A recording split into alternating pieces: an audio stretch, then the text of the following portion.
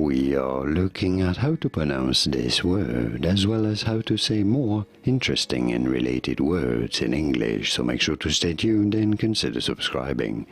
In British English, because the American pronunciation is different, in British English this is normally said as yachting, yachting.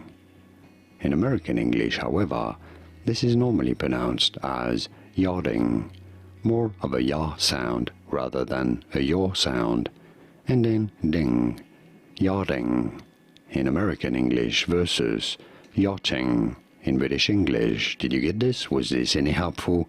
Let me know in the comments and by using the like button. Thanks for your support. Here are more videos on how to pronounce more words in English whose pronunciations aren't exactly always obvious. I'll see you there to learn more. Thanks for watching.